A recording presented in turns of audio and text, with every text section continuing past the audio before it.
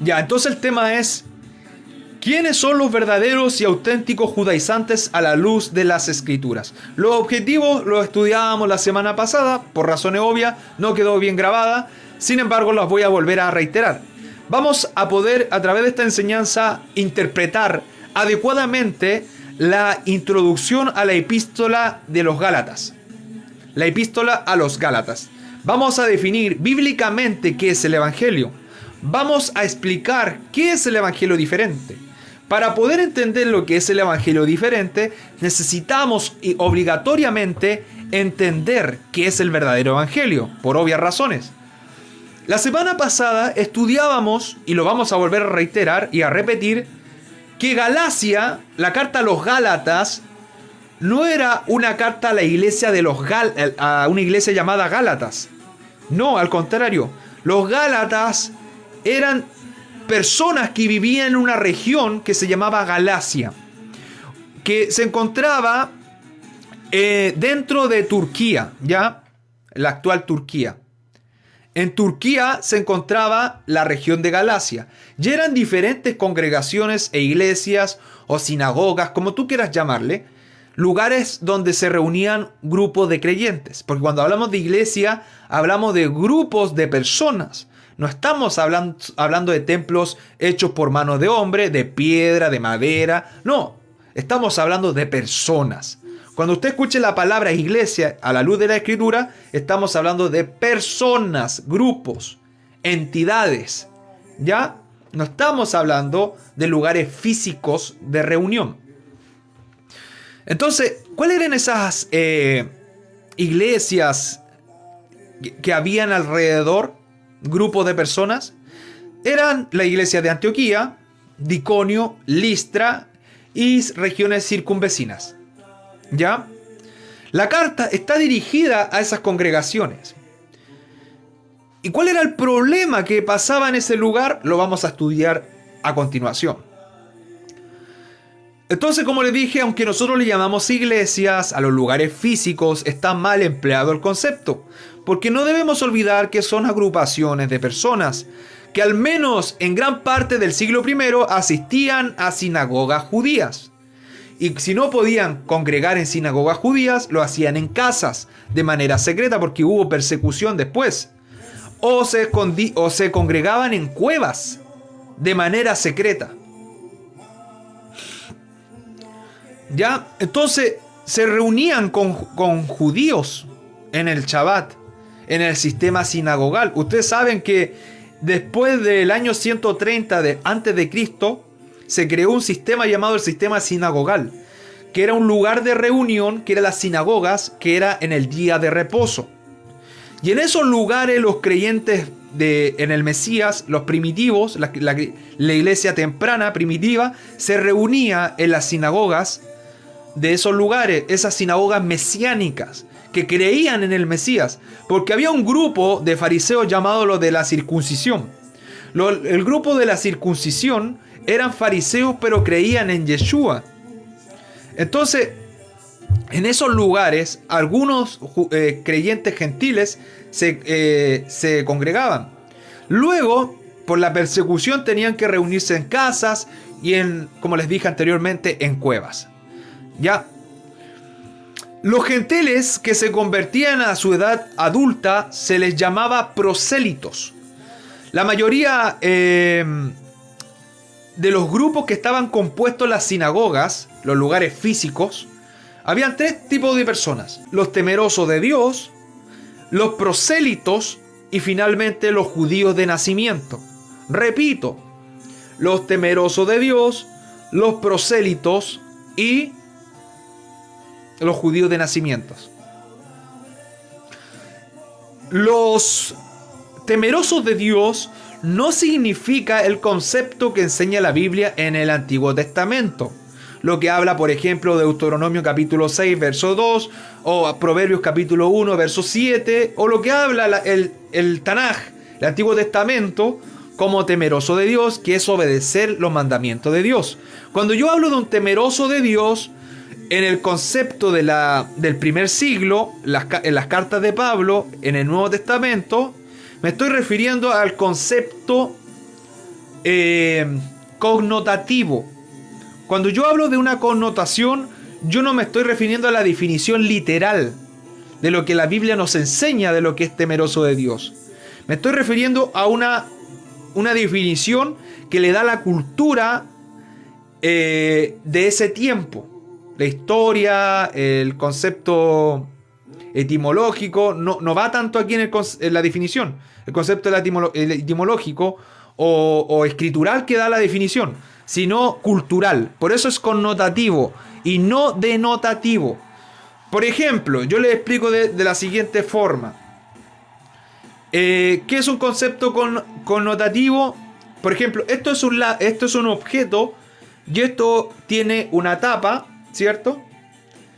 El lápiz tiene una tapa, es de color azul, su tinta es azul, ¿ya? ¿Qué más? Es plástico. Todos esos conceptos que acabo de decirles son denotativos. Es lo literal, lo textual, el mensaje textual de lo que vemos, ¿cierto? Pero lo connotativo sería lo que no es esto, pero le atribuyo esa definición a esto. Por ejemplo, no sé, este lápiz es feo. No sé, este lápiz es de otro color. Eso es connotativo, es algo que es más subjetivo. Entonces, cuando me refiero a los temerosos de Dios, eso se puede encontrar en Hechos 10, verso 2 o en Hechos 18, verso 7. De manera histórica y bíblica nos estamos refiriendo a un grupo de personas que eran gentiles. Eran gentiles en cuanto a la carne, y estos gentiles en cuanto a la carne tenían una simpatía con el judaísmo del primer siglo. A ellos se les llamaba los temerosos de Dios, los que simpatizaban con el judaísmo del primer siglo. A ellos se les llamaba temerosos de Dios.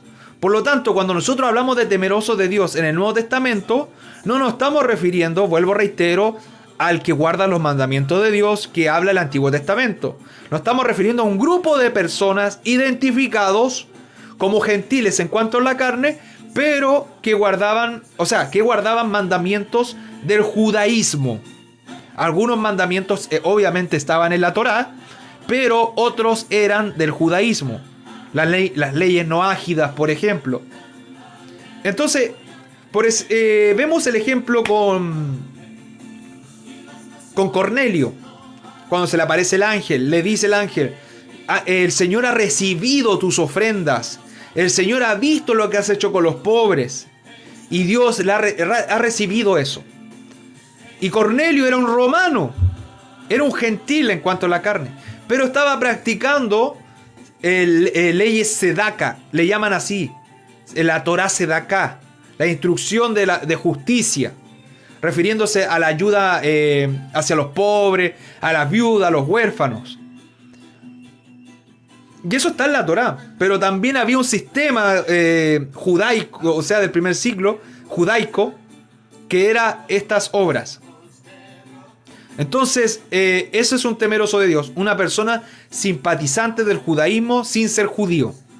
Luego encontramos la segunda categoría de creyentes, el grupo de personas que habían en ese tiempo, que eran los prosélitos, como por ejemplo Mateo 23, verso 15, o Hechos capítulo 2, verso 10.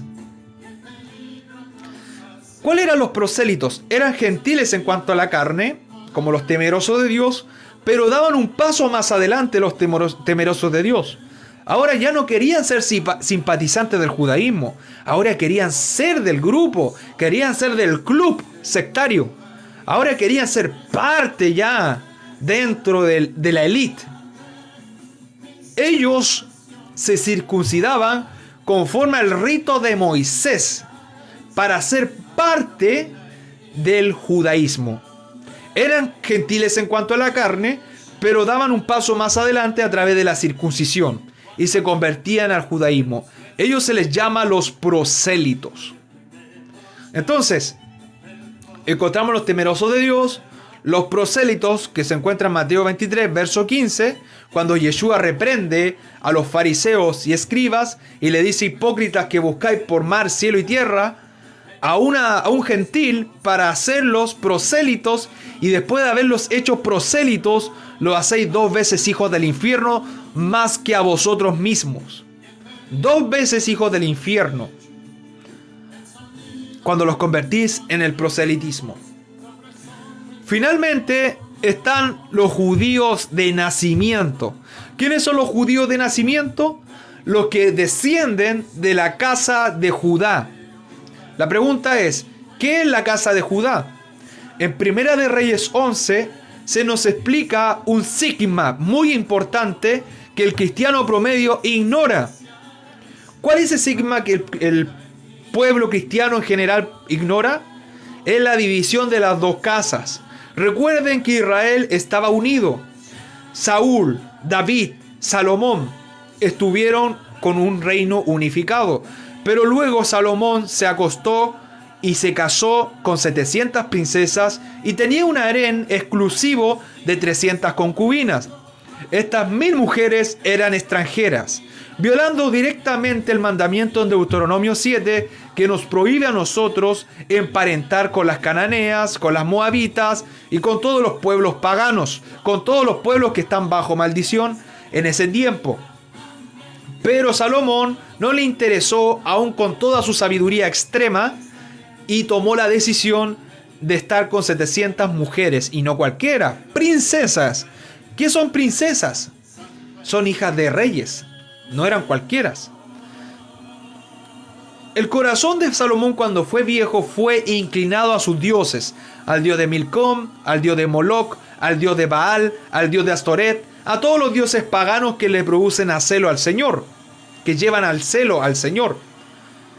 Dice la Escritura, no te harás imagen ni escultura de lo que está arriba en los cielos, ni debajo de las aguas, ni debajo de la tierra, no las honrarás, no harás nada de esas cosas. Pero Salomón le hizo templo, le hizo altar a estos dioses. Por lo tanto, Dios castigó a Israel en ese reinado. Después de la muerte de Salomón, Israel se dividió en 2. La casa de Israel con 10 tribus al norte, y el reino del sur con la casa de Judá con 2 tribus y un poco de Leví, y ahí viene la casa de Judá. ¿Ya? Estos reinos que fueron divididos jamás volvieron a unirse. Estuvieron separados hasta el día de hoy.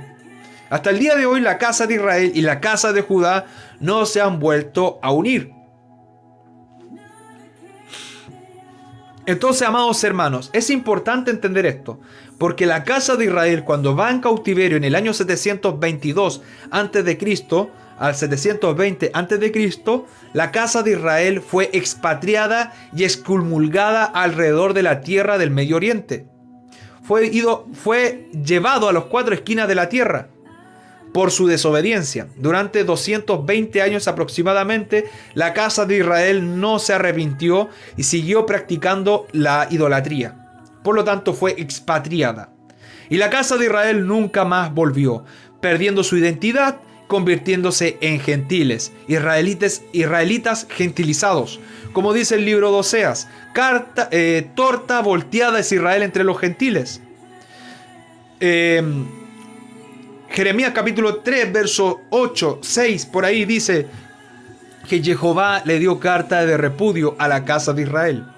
Por lo tanto, al darle carta de repudio, termina el vínculo del pacto. ¿Cuál es el pacto? Dios es nuestro Dios y nosotros su pueblo. Por lo tanto, como se rompe el pacto, se convierten en gentiles, dejan de ser pueblo de Dios. El pacto está revelado en Génesis 17.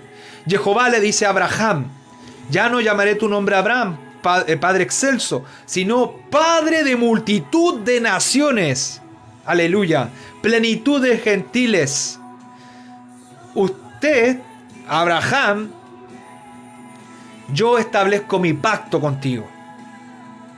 Y haré que vosotros seáis mi pueblo y yo su Dios. Ese es el pacto. El pacto no son los mandamientos. Y esto lo ignora la teología. Dicen que el pacto son los mandamientos. Los mandamientos son las estipulaciones del pacto. Son las obligaciones del pacto. Pero no es el pacto. Algo tan sencillo que cualquiera puede entender, hasta un niño de quinto básico, un niño de secundaria, un niño que tenga 5 años puede entender esto. Pero como es tan sencilla la palabra de Dios, que aún los más sabios, que dicen ser sabios, no pueden entender esto. ¿Sabes por qué? Porque la teología es palabra de hombre, no palabra de Dios. Es enseñanzas de hombres. Por eso tienen que estudiar 5 años, 4 años. Y salen soberbios, arrogantes, pero verdaderos neófitos a la luz de la Escritura. No porque tú te sepas un texto de memoria significa que eso sea conocimiento de Dios. Eso es conocimiento intelectual. Que es necesario aprenderse algunos textos. Amén, gloria a Dios. Pero entender el texto, eso es otra cosa. Ahora, estos judíos de nacimiento vienen de la casa de Judá, del reino del sur, de esta división de estas dos casas. En el año 536 a.C., después del segundo cautiverio, cuando Babilonia fue destruida y por Ciro el persa, por Darío y todos los reyes persas, y después la casa de Judá vuelve a Jerusalén, los judíos se establecieron en Jerusalén y nunca más volvió a la casa de Israel. Entonces los judíos de nacimiento vienen del reino del sur, de la casa de Judá. Todos los que vienen de la casa de Judá se les llama judíos. Ahora, el apóstol Pablo, y lo voy a explicar más adelante, el apóstol Pablo ocupa la palabra judío connotativamente también. Denotativamente sería los de nacimiento, los que vienen de la casa de Judá, por linaje. Pero connotativamente el apóstol Pablo lo explica aquel judío de verdad, que puede ser gentil en cuanto a la carne, pero verdaderamente practican la palabra de Dios. Ese es el judío real, pero de manera connotativa, que no se te olvide. El apóstol Pablo ocupa los dos conceptos.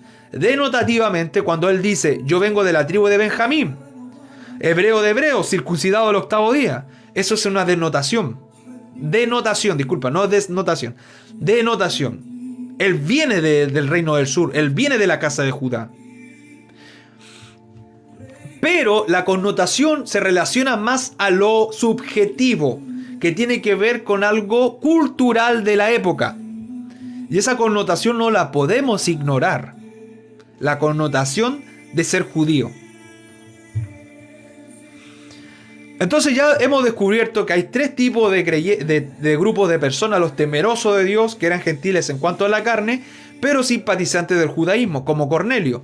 También encontramos los prosélitos, los gentiles que daban un paso más allá, ya no querían ser temerosos de Dios, ahora quieren ser judíos, quieren judaizarse, quieren ser parte del club de la secta, de los fariseos o de la secta que ellos escojan, a través de la Brit Milá, según el rito de Moisés. Ahora, ¿quién fue Pablo? Es importante entender quién fue Pablo para entender las cartas de Pablo. Muy importante entender. Pablo nació entre el año 5 o 10 en Tarso de Cilicia. Él era judío, ¿ya? Hebreo de hebreos, circuncidado al 8º día, graduado de la más distinguida escuela farisea de la época, que era la escuela de Gamaliel. La escuela de Gamaliel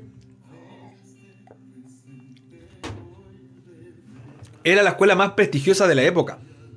La escuela de Gamaliel era un legado de la escuela de Hillel.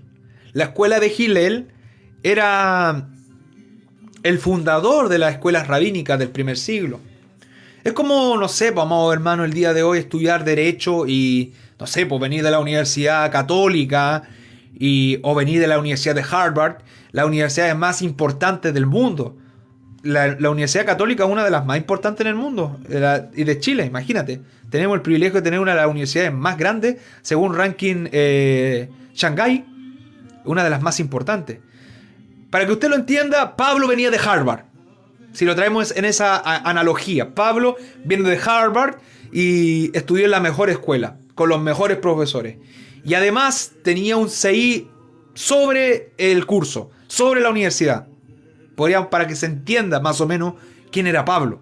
Pablo era una persona connotada, de mucho prestigio, ya era funcionario directo del Sanedrín, era celosamente fariseo, experto en la ley de Moisés y en la ley judía. Hay que diferenciar entre esas dos cosas, ley judía y ley de Moisés. Él era experto en las dos leyes. Él podía citarte la Torá de memoria fácilmente. Entonces, Pablo no era cualquier persona, lo dice en 2 Corintios 11:22, Romanos 11:1, Hechos 22, verso 3, Filipenses capítulo 3, verso 4 al 6. Entonces, amados hermanos, Pablo no era cualquiera. Entonces sus cartas tienen que estudiarse con mucho cuidado. Si estamos hablando con un experto en la ley judía y en la ley de Dios, entonces tenemos que estudiar la escritura con mucho cuidado, porque probablemente va a ocupar tecnicismos o palabras que nosotros ignoramos, con miles de años de diferencia. Por ejemplo, amado hermano, le explico esto. Un médico con otro médico, cuando hablan de terminología médica y tú estás en medio de esa conversación y tú nunca has leído nada de medicina, ¿le vas a entender lo que hablan? ¿Vas a entender cuando dos abogados hablan en un lenguaje jurídico, ocupan un razonamiento y una interpretación jurídica? ¿Tú le vas a entender lo que hablan? Si empiezan a hablar en latín, en terminología jurídica, ¿le vas a entender algo? No. Para poder entenderlo vas a tener que estudiar nociones básicas de jurídica, ¿cierto? Estudiar un poco el derecho para poder entenderlo. Es lo mismo con el apóstol Pablo, pero es lo menos que hacemos. Lo menos que hacemos es estudiar quién fue Pablo, algo tan mínimo como eso, cuántos viajes misioneros hizo, cuántas cartas escribió, cuántas leyes distintas escribe en sus 13 cartas. Habla de 8 leyes distintas, por ejemplo. Otra cosa muy importante y que la gente ignora y que no le interesa, que el apóstol Pedro nos da una advertencia bien clara a cada uno de nosotros los lectores de las cartas de Pablo. Es que los indoctos y los inconstantes tuercen las epístolas de Pablo, así al igual que las otras escrituras, para su propia perdición. Curiosamente, el único apóstol que se nos da una advertencia que tengamos cuidado es del apóstol Pablo.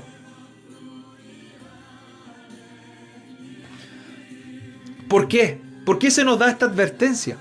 Porque el apóstol Pedro nos está diciendo que sus cartas son difíciles de entender. Sus cartas no son fáciles. No son fáciles de entender sus cartas. Si el apóstol Pedro nos está dando esa advertencia por medio del Espíritu de Dios, si creemos que la palabra de Dios está inspirada por Dios, ¿por qué no le tomamos atención a lo que nos dice el apóstol Pedro? ¿Por qué no tenemos un cuidado cuando leemos las cartas de Pablo? Pero los indoctos está lleno. Inconstante está lleno. Está lleno de indoctos. Vemos la salvación siempre es salvación. Eso es una doctrina de un indocto, un inconstante, de un hijo del diablo. La teología de que Pablo está aboliendo la ley, otra enseñanza diabólica de Satanás del misterio de la iniquidad, según Segunda Tesalonicenses capítulo 2 verso 7, el misterio de la iniquidad. Así que, amados hermanos, el tema del apóstol Pablo es importante estudiarlo con mucho cuidado, con la lupa de la escritura, con la lupa de la historia, con la lupa de la cultura, con la lupa de la exégesis, para cuando leamos el apóstol Pablo. Ahora, teniendo claro todo esto, los 3 grupos que existían en esa época, los creyentes, quién fue Pablo, así de manera general, vamos a leer el capítulo 1 de la carta a los Gálatas, para empezar a entender la introducción a los Gálatas, porque muchos citan Gálatas 3, verso 10, Agar, la libre, la esclava, pero te lo sacan de contexto. Nunca te leen el contexto del capítulo 1, que da la introducción de lo que se viene más adelante. Lo vamos a leer ahora.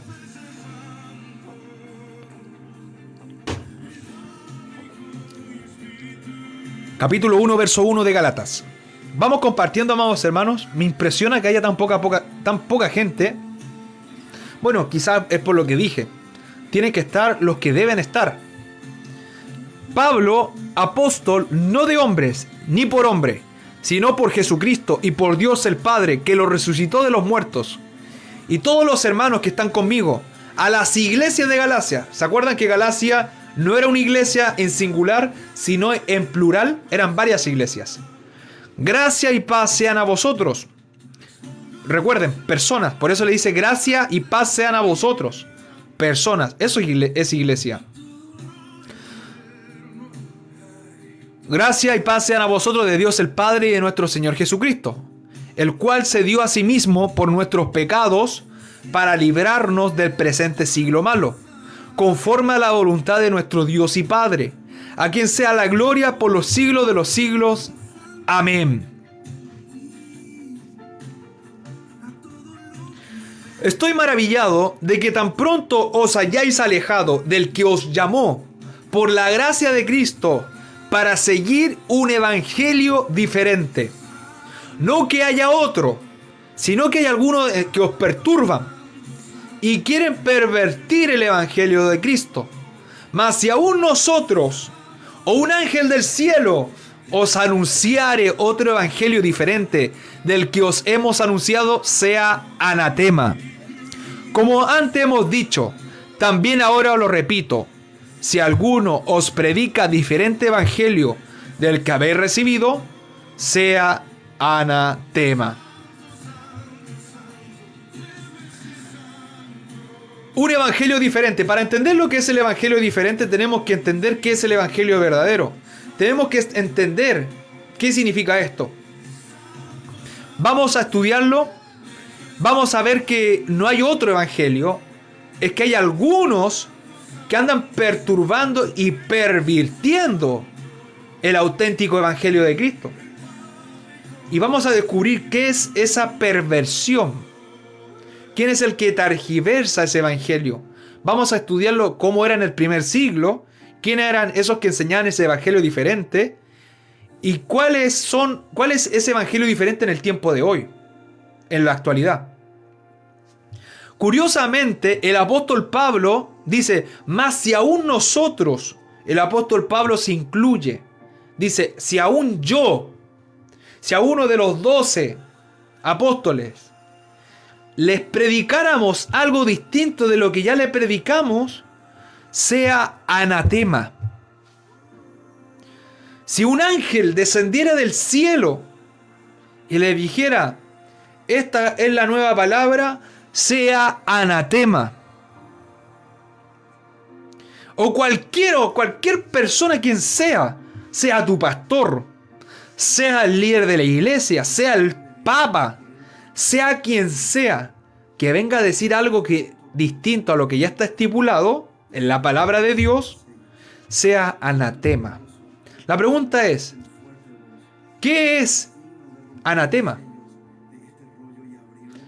Anatema es alguien que está maldito. Qué fuerte la terminología que el Señor ocupa. Pero todas esas personas vienen con ese evangelio diferente, están bajo maldición. Y los que participan y le creen ese evangelio también son partícipes de esa maldición. Pero la pregunta es: ¿cuál es ese evangelio diferente? Muchos dirán: es el evangelio que choca con lo que yo creo que es evangelio. ¿Estás seguro que lo que tú crees sobre el evangelio es el verdadero concepto que enseña la Biblia? Para descubrirlo tenemos que hacer una auditoría. Tenemos que hacer examinar el texto y ver lo que dice la Biblia sobre el evangelio, y después de descubrir las definiciones que enseña la Biblia sobre el evangelio, compararlo con las concepciones que nosotros podemos tener en nuestra mente. Si en nuestra mente choca y contradice lo que está escrito, es porque ese evangelio que tú tienes es un evangelio diferente. Vamos a descubrirlo en esta hora. Vamos a lo que es ese evangelio. ¿Qué es el evangelio verdadero? Primero tenemos que ir al griego. Viene del griego el sustantivo evangelion, que significa buen mensaje, buenas noticias, evangelio. Y lo podemos encontrar también escrito en su verbo conjugado, evangelizo. Evangelizo. Esa palabra evangelizo, como evangelizar, ¿ya? Sería, por ejemplo, predicar, dar las buenas noticias, es la acción del sustantivo evangelion, anunciar, evangelizar. Todo eso. Ahora vamos a las definiciones bíblicas sobre qué es el Evangelio. ¿Se acuerdan que le había explicado que hay un concepto subjetivo connotativo? Y hay una definición objetiva denotativa. ¿Se acuerdan que le había explicado eso? ¿Se acuerdan de ese detalle, esa diferencia? Es importante entender eso porque en este tema del Evangelio también hay denotaciones y connotaciones. La connotación del Evangelio varía según el autor del que define el Evangelio. Por ejemplo, el apóstol Pablo tiene un concepto de Evangelio, pero el apóstol Pedro tiene otro concepto del Evangelio. No que se contradigan, sino que se complementan. No hay una única definición de Evangelio. Si tú vas a hablar de Evangelio, vas a hablar de diferentes definiciones. Y te lo voy a demostrar en esta hora. Recuerden, no se contradicen, solamente se complementan. Lo que el apóstol Pablo no explica, lo explica el apóstol Pedro. Lo que no explica el apóstol Pedro, lo explica Yeshua. Y así vemos el concepto real y completo del Evangelio. Vamos a una de las definiciones. Primera de Corintios 15, verso 3 al 4. Por eso es connotativo el concepto del Evangelio. No que sea ambiguo. No se confundan. Primera de Corintios 15, porque el Evangelio es bien claro, súper claro. Solamente que tiene varias definiciones. No necesariamente misionero. Sí, efectivamente Pedro le predicó a los judíos, pero también le predicó a los gentiles. Hechos 10. Así que hay que tener cuidado. El apóstol Pedro tiene es más pegado a... Ahí vamos a verlo primero, después te explico eso. Primera de Corintios 15, verso 3. Vayan anotándolo, aquellos que les gusta anotar los textos, que son como los de Berea. Después examinar los textos y darle una vuelta más. Primera de Corintios 15, verso 3 al 6. No, hasta el 5. Porque primeramente os he enseñado lo que asimismo recibí, que Cristo murió por nuestros pecados, conforme a las Escrituras, y que fue sepultado y que resucitó al tercer día. ¿Ya? Después apareció a Cefas, después a los 12, después apareció a más de 500 hermanos a la vez, de los cuales muchos viven aún y otros ya duermen. Así que, miren, verso 15, verso 1. Además os declaro, hermanos, el evangelio que os he predicado, el cual también recibisteis. Acuerden que evangelio es buena noticia. ¿Cuál es la buena noticia que el apóstol Pablo lleva? Que Cristo murió por nuestros pecados, por toda la humanidad. Murió por los judíos primeramente y por los gentiles. ¿Quiénes son los gentiles? Los que no están en pacto. ¿Quiénes están en pacto? Los judíos. Pero los gentiles no están en pacto. Murió por toda la humanidad. Ese es el evangelio. Para Pablo, que Cristo murió por nuestros pecados. ¿Qué es el pecado? ¿Alguien sabe lo que es pecado? Si no lo sabes, el día de hoy lo vas a saber. Primera de Juan 3, verso 4. Dice ahí, pues el pecado es la transgresión de la ley. Cristo murió por la transgresión de la ley, no por la ley, por la transgresión de la ley. Suena distinto y como suena distinto también tiene un significado distinto. Morir por la ley es una cosa, morir por la transgresión de la ley es otra. Cristo murió por la transgresión de la ley según Primera de Juan capítulo 3 verso 4. Él se hizo pecado por nosotros. Él llevó la iniquidad, la impiedad, la transgresión a la ley en su cuerpo. Y se hizo maldito colgándose en una cruz, como dice Deuteronomio, por causa de nosotros. Él tomó la copa lleno de la ira de Dios que merecíamos nosotros. Esa es la copa que le dijo Yeshua en su condición humana al Padre, que esta copa pase de mí, pero que se haga tu voluntad, le dijo 3 veces. Pero Cristo, el Mesías, se tomó esa copa voluntariamente por ti y por mí. Ese es el evangelio que predica el apóstol Pablo. Pero, en cambio, el apóstol Pedro enseña otra cosa. Vuelvo, reitero. La palabra evangelio tiene diferentes connotaciones, diferentes definiciones, pero estas definiciones no se contradicen entre sí, sino que suman la definición del otro. Efesios capítulo 1, vamos a otro concepto de evangelio para el apóstol Pablo. Efesios 1, verso 13. Miren, Efesios 1, 13. En él también vosotros, habiendo oído la palabra de verdad, escuchen bien, habiendo oído la palabra de verdad, el evangelio de vuestra salvación, habiendo creído en él, fuisteis sellados con el Espíritu Santo de la promesa, que es las arras de nuestras herencia hasta la redención de la posesión adquirida para alabanza de su gloria. ¡Wow! ¡Qué tremenda palabra! Aquí el apóstol Pablo hasta ocupa terminología jurídica para finalizar la frase. Habiendo oído la palabra de verdad. La pregunta es, usted tiene que preguntarse en esta hora en su conciencia. Si quiere lo puede responder, o si no, responderse solamente en su conciencia o en su live ahí audiblemente. ¿Qué es la verdad? La pregunta es, ¿qué es la verdad? Muchos podrían decir que la verdad es, no sé, no existe la verdad, es relativa. Pero yo te quiero decir en esta hora que la Biblia habla de una verdad absoluta, inamovible, que no tiene sombra de variación, que no cambia, que es inmutable. Esa verdad se encuentra en Juan capítulo 14, verso 6. Dijo Yeshua, tuvo la osadía de decir que ningún otro lo tuvo. Dijo, yo soy el camino, aleluya, yo soy la verdad, yo soy la vida. Nadie viene al Padre si no es por mí. Yeshua dijo eso. Salmo 119, verso 142. Dice claramente ahí, tu ley es la verdad. Si nosotros no cuestionamos que la Escritura está inspirada por Dios, por el Espíritu de Dios, usted tendría que decir en esta hora que el Salmo 119, verso 142 es inspirado por Dios. Por lo tanto, usted tiene que aceptarlo, porque viene de Dios. Al igual que Juan 14, 6, que también viene de Dios, lo dijo el mismo Dios.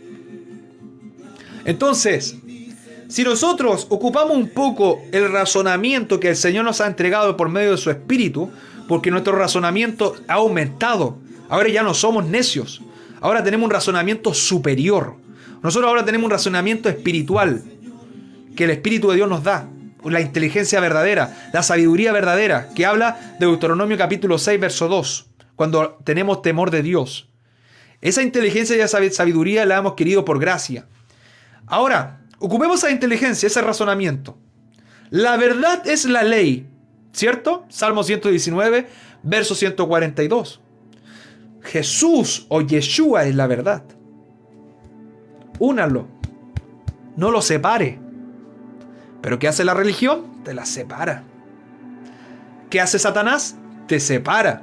Satanás quiere que creas en Jesús, pero no creas en la otra parte de la verdad. Satanás quiere que tú no creas en Jesús, pero que estés solamente con la palabra. Eso quiere Satanás.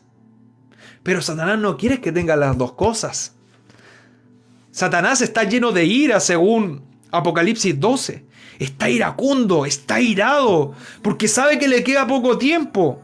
Porque Yeshua le arrebató la autoridad legal de la tierra cuando triunfó en la cruz y resucitó al tercer día. Fueron exhibidos las potestades y las huestes y principados. Fueron humillados. Porque Yeshua le arrebató la autoridad legal de la tierra. Que en el principio le pertenecía ¿a quién? A Adán. Entonces está irado y él quiere llevarse a la mayor gente posible a la perdición. ¿Y cómo lo hace? A través del misterio de la iniquidad que habla 2 Tesalonicenses capítulo 2 verso 7. Que no obedezcan la verdad, que no obedezcan la palabra, que no obedezcan a Yeshua. Entonces, si no puede hacerlo de manera completa, hace esta subdivisión. Porque eso hace Satanás. Vean el ejemplo en Génesis 3. Él enseña verdades a medias. ¿Qué le dijo a Eva? Come del fruto. Ciertamente seréis como Dios. Y no le estaba mintiendo Satanás. No le estaba mintiendo. Pero cuando le dijo, no moriréis. Esa es la mentira. Satanás quiere eso, que tú creas en verdades a medias, que solamente creas en la palabra sin Jesús, o que creas en Jesús solamente y no en la palabra. Por eso las invenciones vienen de Satanás, porque las religiones están con parte de la verdad, pero no con la plenitud de la verdad. Pero ahora, en estos últimos tiempos, el Señor, a través de su Espíritu y por medio de su voluntad, está despertando a su iglesia. A donde está Babilonia, salid de ahí, pueblo mío. A los que están en Roma, salid de ahí, pueblo mío. Y lo está sacando de ahí, del imperio de Satanás. Y lo está trayendo al desierto. Lo está llamando. Y por eso Satanás está lleno de ira, según Apocalipsis 12. Apocalipsis 12, verso 17. Se llenó de ira contra la mujer y fue a hacer guerra con el resto de la descendencia. Aquellos que tienen el testimonio de Jesús, de Yeshua, y guardan los mandamientos de Dios. Aleluya.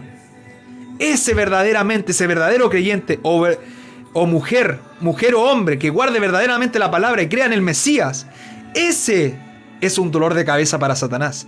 Ese tiene un cartel en el infierno, metafóricamente hablando, que sale tu nombre, sale tu cabeza.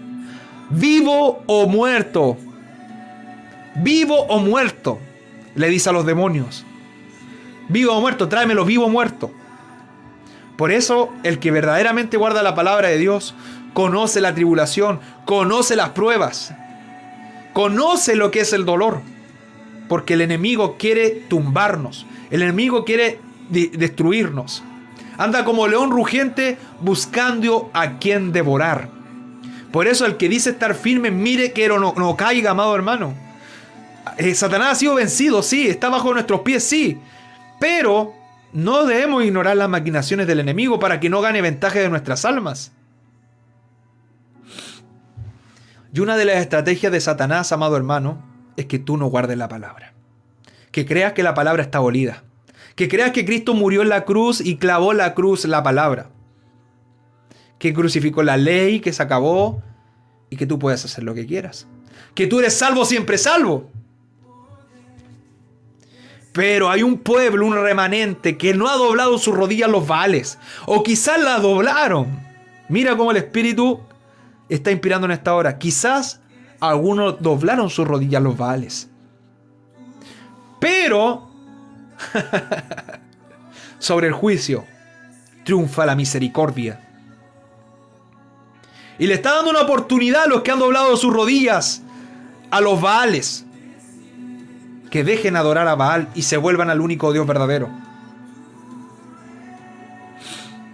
Amado hermano, este mensaje lo que va a producir en tu vida es liberación, es libertad. Esta palabra va a romper el yugo del pecado si verdaderamente crees en lo que se te está predicando. Si verdaderamente crees por el don de fe, porque la fe es un don de Dios. Si en estos momentos está aumentando tu fe, si estás sintiendo la presencia de Dios, no te resistas. Humíllate delante de la presencia de Dios y dile: Señor, yo me he contaminado con los ídolos, yo me he contaminado con la falsa religión y la falsa doctrina.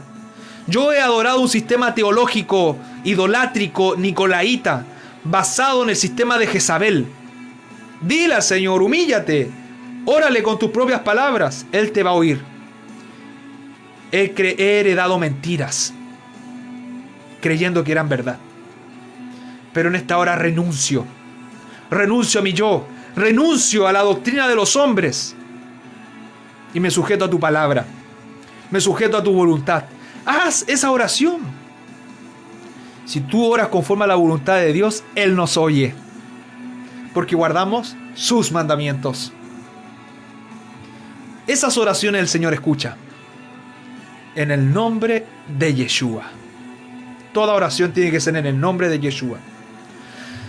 Sigamos, amados hermanos. Entonces, el Evangelio de Efesios 1:13 es el que se basa en la verdad. Ya sabemos qué es la verdad, la palabra, Yeshua. Vamos a ver el evangelio connotativo que le da el apóstol Pedro. Vamos a Primera de Pedro, capítulo 1, verso 23. Mire lo que dice la escritura. Vayan anotando los textos si quieren.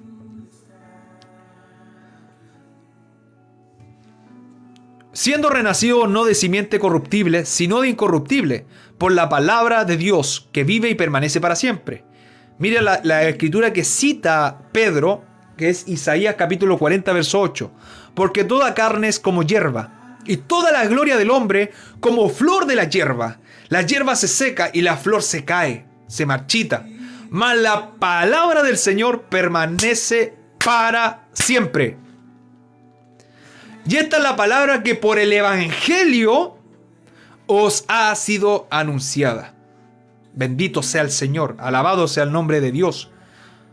La palabra del Señor permanece para siempre. Entonces, para el apóstol Pedro, el concepto de evangelio está relacionado con lo que está escrito en el Antiguo Testamento. Porque está sacando un texto que está en Isaías capítulo 40, verso 8. Isaías capítulo 40, verso 8 dice que toda carne es como hierba, como flor que se marchita. Muchos hombres han levantado la historia, que han hecho ruido, que han levantado imperios. Pero ¿hay algún vestigio de ellos el día de hoy? Solamente recuerdos. Pero la palabra no está en recuerdo. La palabra permanece. La palabra está el día de hoy. Y tú la puedes leer y está viva. Y la palabra es viva y eficaz. La palabra de Dios sigue haciendo milagros. La palabra de Dios el día de hoy sigue libertando. La palabra de Dios el día de hoy sigue rompiendo las cadenas, el yugo de la esclavitud que te tiene la religión, que te tiene el pecado, que te tiene tu maldad propia. Así que, amados hermanos, esa palabra sigue permaneciendo. El hombre se jacta, se vanagloria por su orgullo, se jacta por sus conocimientos, se jacta porque tiene un título. Mira mi cuadro atrás. Mira, soy teólogo, estudié magíster, hice un doctorado. Mira la cantidad de libros que tengo. ¡Oh! Pero morirás, perecerás, serás eliminado. Pero la palabra seguirá permaneciendo. Cielo y tierra pasará, mas su palabra no pasará. Cielo y tierra pasará, mas su palabra no pasará. Ni una jota, ni una tilde de la ley pasará. Ni una yot pasará de la escritura. Amado hermano, ese es el evangelio. Que esta es la palabra que por el evangelio os ha sido anunciada. Así que cuando te digan evangelio, tú ahora vas a tener una mente más abierta a la luz de la escritura. No abierta como el progresismo enseña. No, abierta a la palabra de Dios. Eso quiere Dios. Que tengas una mente abierta a la palabra de Dios, al Espíritu de Dios. Entonces, ¿por qué deseas escribir un libro? Ya lo estoy escribiendo. Porque la gente necesita entender lo que es la justicia de Dios y la justicia de la ley. Que se lo expliquen manzanita por manzanita lo que ya está escrito. Entonces, amados hermanos, que nadie os engañe. Isaías capítulo 8 verso 20 dice: a la ley y al testimonio. Aleluya. A la ley y al testimonio. Si no hablan conforme a esto es porque no les ha amanecido. Puede hablar muy bonito, puede tener una dicción, una persuasión, una oratoria perfecta, de locutor de televisión, como un actor de cine, como leyendo un guión perfectamente sin leer nada. Pero si no habla conforme gracias por la dona. Pero si no habla conforme a la ley y al testimonio, no le ha amanecido. Escribe en las tablas de tu corazón en esta hora. Permítele al Espíritu de Dios en esta hora que esta palabra que te estoy citando en estos momentos, esta puntualmente, Isaías 8:20, sea escrita en tu corazón. Para que cuando escuches un predicador o un profeta te diga: es que la ley está abolida, se active esa palabra y vaya a tu mente. A la ley y al testimonio. Si no dicen conforme a esto es porque no les ha amanecido. No lo escuches. No escuches al siervo del diablo. No escuches más al siervo de Satanás, al esclavo del maligno. Escucha lo que está escrito en la palabra. Escucha verdaderamente a los siervos de Dios, a la sierva de Dios. que te anuncian conforme a la ley y al testimonio. El Espíritu de Dios jamás, pero jamás, nunca va a contradecir lo que Él mismo estipuló. Hijos del diablo, sinvergüenzas, usurpadores de la justicia de Dios, se la van a ver con el Espíritu Santo. Muchos de ustedes van a caer como Ananías y Zafira. Muchos de ustedes que se burlan van a caer. Ustedes que dicen, estamos en la dispensación de la gracia, estamos en la dispensación del amor y la misericordia. Todos ustedes van a perecer como la flor y como la hierba, mas nosotros permaneceremos como Sión, que permanece para siempre. Vamos de gloria en gloria, por misericordia y por gracia. Es el celo que yo quiero transmitirle, pero yo no lo puedo dar. Yo no te puedo dar este celo, porque este celo viene de Dios, viene del Espíritu Santo. Este celo viene de Dios, viene de Elohim, viene de Jehová. Ser celoso solamente de la Escritura. Así que, amados hermanos, ruégale al Señor en esta hora: Señor, yo quiero ser celoso de tu palabra, conforme a ciencia. Y Él te lo va a dar. Pedid sabiduría, pero sin dudar, y Él lo va a dar abundantemente a quien se lo pida. Así que el Señor les bendiga, amados hermanos. Aquí en estas partes, amados hermanos, se ven quiénes son los de la línea de los de Jehová y los que son de la línea de Satán. Así de fuerte esto es así. Somos negro o blanco, calientes o fríos, pero no tibios. Respetas el cuarto mandamiento, pero obvio, una persona que tiene verdaderamente el Espíritu de Dios y le da lugar al Espíritu de Dios para oírlo, va a guardar el día de reposo. Bendito sea el Señor. A la ley y al testimonio. Si no dice conforme a eso, no le ha amanecido.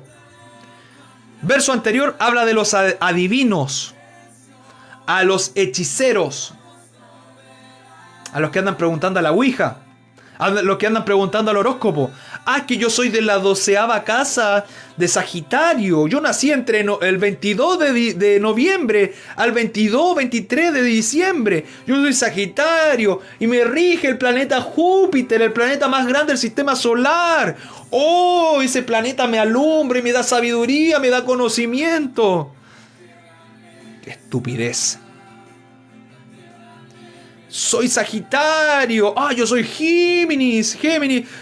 Mi elemento es el aire. Me complemento con el fuego. ¡Qué barbaridad! Preguntando a eso. Preguntando a las runas, a los huesos. Preguntándole a los medium. Tráeme a mi hermano difunto. Tráeme a mi abuelito, por favor. Y no saben nada, que están hablando con demonios. Vamos a preguntarle al tarot. Me salió el loco invertido, me salió la torre invertida, me salió la muerte, voy a morir aquí en 5 minutos. Quizás sí, porque estás entregado a Satanás.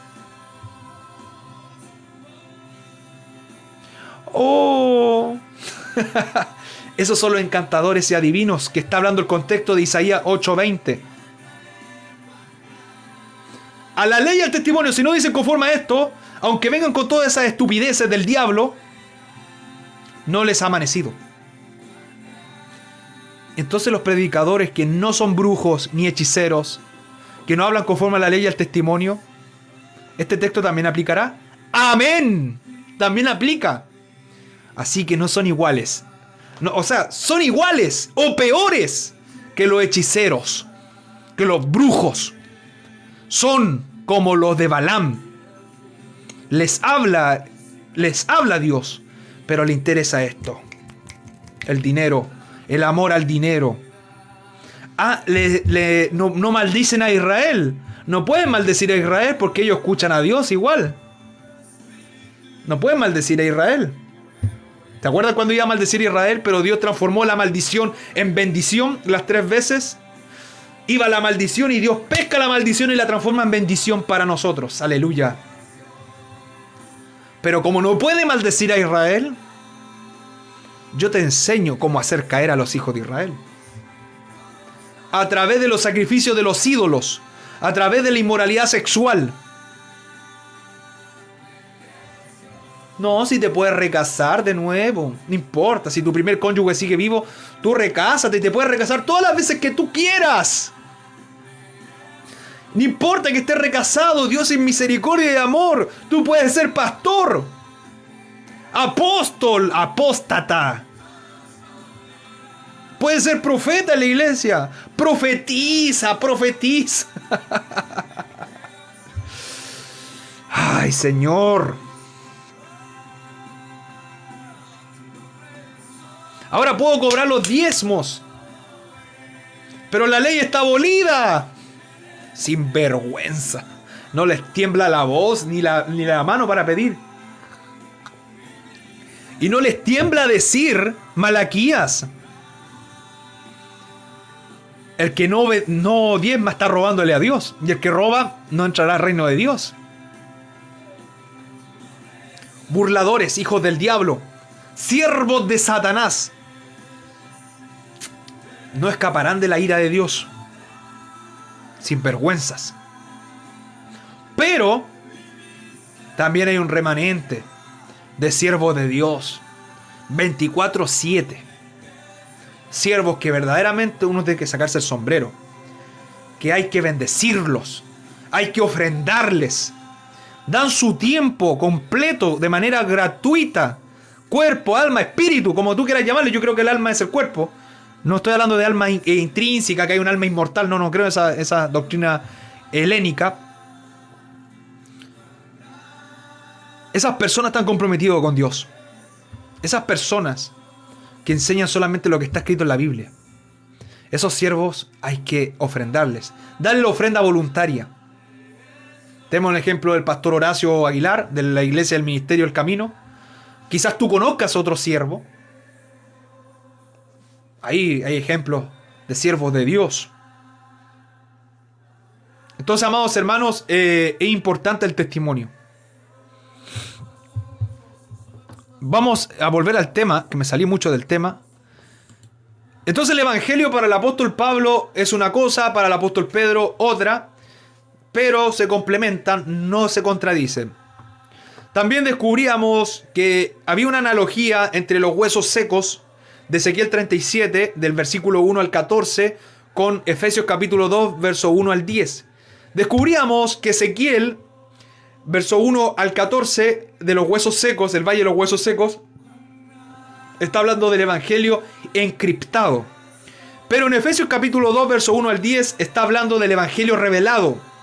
Porque en Ezequiel 37 habla de los que estaban muertos, que no había posibilidad de resucitar. No hay forma que pueda resucitar si están hechos huesos, añicos. Muchos de ellos eran sedimentos, eran polvo de la tierra. Y Ezequiel estaba ahí mirando, ¿por qué el Señor me trae este valle de huesos secos? Y el Señor le dice: ¿vivirán estos huesos, Ezequiel? Yo lo veo medio imposible, Señor, pero tú lo sabes. Para ti nada es imposible. Para ti nada es imposible, Jehová. ¿O crees que algo es imposible para Jehová? Profetiza, hijo de hombre, profetiza. Dile a estos huesos que vivirán. Y cuando empezó a profetizar, los huesos se empezaron a levantar. Empezó a formarse el sistema esquelético. Luego del sistema esquelético, empieza a ser inervado ese sistema esquelético, empieza a aparecer los órganos, empieza a salir todos los sistemas del cuerpo fisiológicos. Pero seguían hasta que finalmente salió el último sistema del tegumentario, que es la piel, el pelo, la ceja. Pero aún le faltaba algo. Estaban muertos. Estaban los cuerpos inertes. Un ejército innumerable. Y el Señor le da la orden: profetiza al Espíritu para que ellos vivan, para que el Espíritu venga de los cuatro vientos y entre en estos cuerpos. Profetiza, hijo de hombre, profetiza. En esta hora yo te estoy profetizando al predicar la palabra. No soy profeta ni hijo de profeta, pero estoy profetizando al declararte la palabra de Dios por medio del Espíritu de Dios. Y empezaron a recibir el Espíritu y empezaron a vivir. Y el Señor le dice: ¿tú sabes quién es este ejército? ¿Tú sabes quién es este ejército innumerable que está acá? O sea, ¿quién no sabía? No sabía, él solamente estaba recibiendo el mensaje y hacía las órdenes que el Señor le decía. Este ejército es la casa de Israel. ¿Quién es la casa de Israel? ¿Son los judíos? ¿La casa de Israel son los judíos? No. La casa de Israel eran los que fueron expatriados, los que perdieron su pacto, los que fueron llevados a Asiria y excomulgados a las 4 esquinas de la tierra. Ellos son la casa de Israel. Entonces, amados hermanos, si la casa de Israel perdió su identidad, perdió su pacto, su unión entre Dios y su pueblo, ¿en qué se convirtieron? En gentiles. Así que la casa de Israel, amados hermanos, gracias Gamaliel por la dona. La casa de Israel eres tú y yo. Tú estabas muerto, como dice Efesios 2, en delitos y en pecados. Gracias David, muchas gracias por la dona. Quizás vamos a llegar a las 50 donas. Quizás. La casa de Israel eres tú y yo. Estábamos muertos en delitos y en pecados. Algunos de nosotros en drogas, en alcohol. Gracias por el corazón, David. Gracias. Metidos en las drogas, en la fornicación, en el adulterio, en la prostitución, en la hechicería, en la idolatría. Y el Señor nos sacó de ahí. No había posibilidad porque éramos esclavos del pecado. Y nos dio vida junto con Cristo Jesús.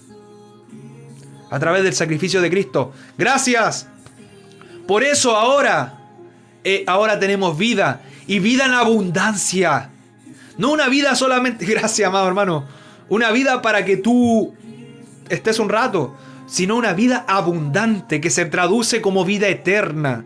Él nos ha dado una vida no solamente aquí en la tierra y que la disfrutes ahora con la verdadera felicidad de ser un creyente verdadero. Ser, libre de la depresión, libre de la crisis de pánico.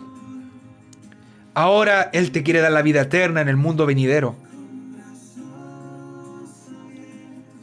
Esa es la vida en abundancia. Amado hermano, esto es lo mejor. Aquellos que me dicen que el Evangelio es un cuento de hadas, bendita historia de cuento de hadas. Gloria al Eterno por este cuento de hadas. Ese cuento de hadas cambió mi vida. Yo me iba a suicidar, iba a acabar con mi vida. Este cuento de hadas transformó mi vida, transformó mi mente, transformó mi vocabulario, transformó aún mi mirada, transformó todo. 180 grados. Bendita historieta. No conozco otra historieta mejor que esta. Esta historieta cambió mi vida. ¿Me estás escuchando, ateo, agnóstico, hijo del diablo? ¿Me estás escuchando? Esta historieta me cambió la vida. ¿Quieres probar de esta historieta? ¿Quieres ver que no es una historieta, sino que es real? Que el Evangelio es poder de Dios, que el Evangelio es dínamo, que el Evangelio es poder de Dios primeramente para el judío y segundo para ti, gentil. Esos huesos secos, amados hermanos, éramos nosotros. Ahora somos ese ejército que tiene vida, la casa de Israel. Nosotros somos casa de Israel. Por medio de Yeshua, a través de Romanos 11, Efesios 2, nosotros somos injertados en la ciudadanía de Dios, en la familia de Dios, que es el Israel de Dios. ¿Ya? No a través de circuncisión, ni guardar ni siquiera los mandamientos. Judaizantes, escuchen. Ni siquiera por guardar los mandamientos somos injertados. Somos injertados no por obras, sino por gracia. Por el sacrificio de Cristo, que es la justicia de Dios. Esa es la que necesitamos para ser injertados en Israel.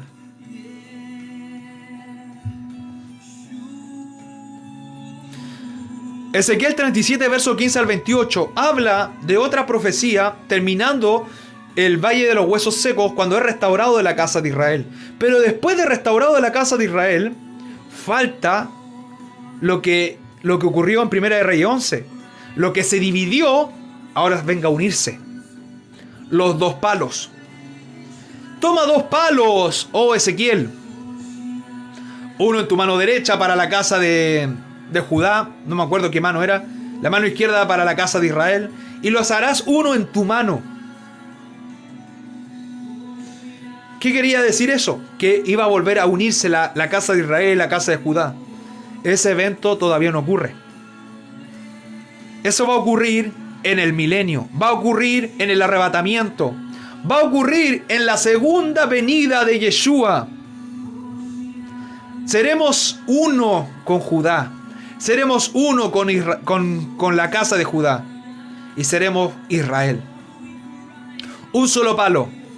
Efesios 2, verso 11 al 22. Un solo pueblo. Éramos advenedizos, extranjeros. Estábamos lejos de los pactos de Dios. Alejados de la ciudadanía de Israel. Pero todos hemos sido acercados por medio de la sangre de Cristo. Este es el evangelio verdadero. Que no te predican las religiones y no te lo van a predicar. La religión no te va a predicar esto. Nunca lo vas a escuchar en un púlpito. No porque yo tenga una superioridad moral, una superioridad de conocimiento. Si tú analizas todos estos conceptos, son sumamente simples, sencillos. ¿Sabes por qué no lo vas a escuchar?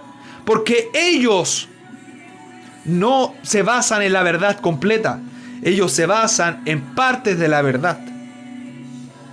Ellos están en un sistema que es de Satanás. Como le dijo a la iglesia de Pérgamo, estás en el trono de Satanás. Ahí estás. Y en el trono de Satanás no esperes que enseñen la verdad. El que gobierna este mundo en estos momentos es el Dios de este siglo. El Dios de este siglo, 2 Corintios 4:4, dice que es Satanás, quien enceguece el entendimiento de los incrédulos para que no le resplandezca la verdad del Evangelio. Satanás es el Dios de este siglo. Por lo tanto, él no va a permitir que hayan congregaciones. O sea, puede haber, muy difícil, que enseñe solamente la verdad. Si ustedes se dan cuenta, esas congregaciones que enseñan Torá o que intentan enseñar la verdad, ¿cómo se desvían y se fascinan con el judaísmo? ¿Se han dado cuenta? Se desvían. Porque Satanás no quiere que guardemos solamente la palabra y tengamos la verdadera fe en Yeshua. No podemos ignorar este ente espiritual que es real, que Él tiene la potestad del imperio de este mundo en estos momentos. En estos momentos, porque le queda poco tiempo. Ya. Hemos descubierto cuál es el evangelio verdadero según la Escritura. Vimos la perspectiva de Pablo. Hemos visto la perspectiva de Pedro. Hemos visto la perspectiva del evangelio según Ezequiel 37, el evangelio encriptado. Y lo hemos descubierto a la luz de Efesios 2, del evangelio revelado. Nosotros éramos esos huesos secos, muertos en delitos y en pecados, y ahora estamos vivos en Cristo Jesús. Estábamos lejos de la ciudadanía de Israel, ahora estamos acercados, que se va a llevar a cabo en el día de la redención, en el arrebatamiento, en el harpazo, en la segunda parusia de Yeshua, en la segunda venida del Mesías.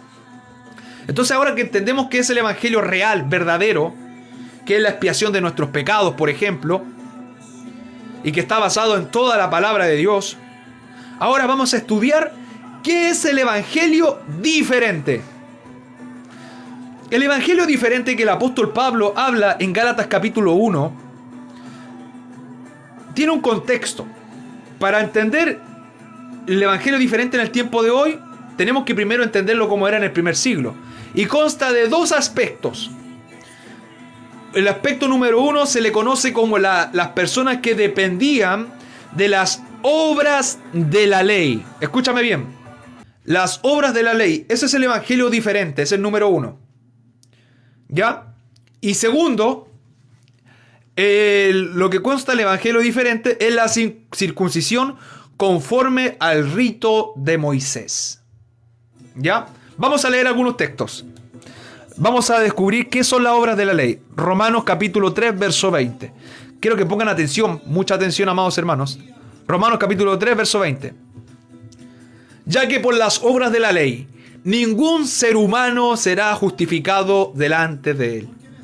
Pablo nos está diciendo, ustedes ya han estado con nosotros, ya saben lo que son las obras de la ley, pero hay hermanitos nuevos, amigos nuevos, amigas nuevas, que nunca han escuchado esto, así que es necesario que pongan atención para que aprendan.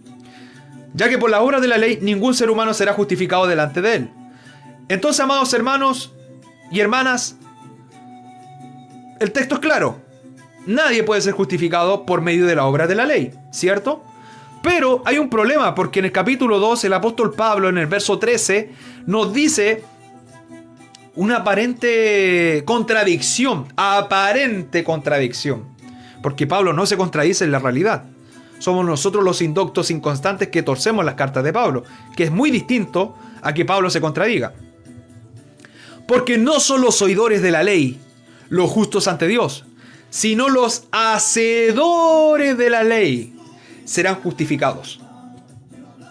Repito, porque no son los oidores de la ley los justos, los sadoquim, los justos ante Dios, sino los hacedores de la ley serán justificados.